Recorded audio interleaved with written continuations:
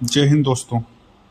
दोस्तों, अभी आपने रामायण का ट्रेलर देखा होगा, ग्लिम्स, जो नमित मल्होत्रा द्वारा बनाई जा रही है। किंतु मुझे इसके ना वीएफएक्स से समस्या है, ना इसमें दिखाए गए ग्लिम्स से समस्या है। लेकिन एक जो चिंता का विषय है, वो विषय है कि रामायण का जो कोर है, जो मूल, जो हृदय को छूने वाला, जो आत्मा है रामायण की, उसके साथ ये लोग छेड़खानी ना करें। क्योंकि आपको याद होगा, जब रामायण का पहला सो कॉल्ड पहला ट्रेलर आया था, तो इसमें इन्होंने रावणा के साथ पोस्टर में लिखा हुआ था वेंजियंस, प्रतिशोध, बदला, कि रावण बदला लेता है। रावण किस चीज का बदला लेगा भाई? कि उनकी बहन शकुंतला का नाक काट दिया गया। यदि ये लोग इस सोच से रामायण को बना रहे हैं, तो भाई आप कितने भी पैसे फूक दो, कितनी अच्छी वीएफएक्स कर लो, कुछ भी कर लो यार, मजाक समझ रखे हो। मतलब इन लोगों को रावण जैसा है, जो कि बहुत गलत है, उसको वैसा दिखाने में पता नहीं क्या झिझक है।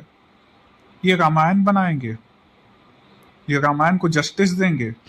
कहीं से भी लगता है आपको कि ये रामायण को जस्टिस देंगे?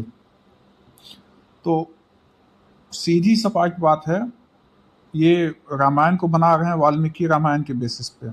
तो जिन्होंने भी इसको पढ़ा होगा वाल्मीकि रामायण, तो उसमें वाल्मीकि जी ने स्पष्ट रूप में लिखा है कि शकुंतला का जब नाक काटा गया, तो अपने भाई लंकेश के पास गए, रावण के पास, और उसको अपनी दशा दिखाई। और रावण को उस दशा से कुछ असर नहीं हुआ उतना। इस बात पे शकुंतला ने उसे कायर कहा, लेकिन शकुंतला भी ठहरी चालाक, उसको बदला चाहिए था, उसका भी एक बदला था। वो आप जब वाल्मीकि रामायण पढ़ोगे तो आप जानोगे, अभी हम उसमें नहीं जाते हैं।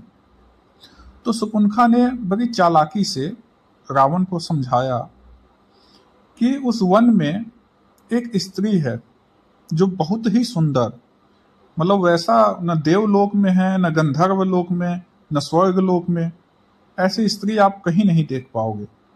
तो इस माध्यम से शकुंतला ने रावण के अंदर माता सीता की सुंदरता को लेके काम वेदना उत्पन्न किया।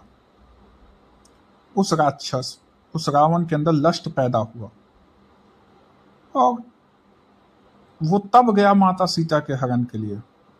और ये सब बहाने हैं, ये सब छुपाने वाली चीजें हैं, इन लेफ्टिस्ट का प्रोपेगेंडा है। रावण बदला के लिए गया, दयालु था, मतलब कहाँ से भाई, क्या मतलब, का क्या फूक के आप लोग लिखते हो भाई? पढ़ते कुछ नहीं होगा, केवल पैसा फूकना आता है। ये रावण शकुंतला की बातें सुन के उसके अंदर काम भाव उत्पन्न हुआ, तो वो माता सीता के लिए हरण के लिए गया। यदि उसे अपनी बहन का बदला लेना होता, तो भाई लक्ष्मण जी ने उसका नाक काटा था, अब राम और लक्ष्मण से लड़ते। हाँ, अब ब्राह्मण का वेश लेके, साधु बन के माता सीता का हरण करते हो, और तुम दयालु परोपकारी योद्धा कहां से हो सकते हो यार, जिसको एक स्त्री के हरण के लिए साधु का वेश धरना पड़े? हिम्मत थी, वाकई में आप कुछ थे, तो आप सीधे सीधे जाते, राम लक्ष्मण से युद्ध करते। किंतु ऐसा नहीं था। और बहुत सी जगह, मतलब इन्होंने यहाँ पे लिखा बदला।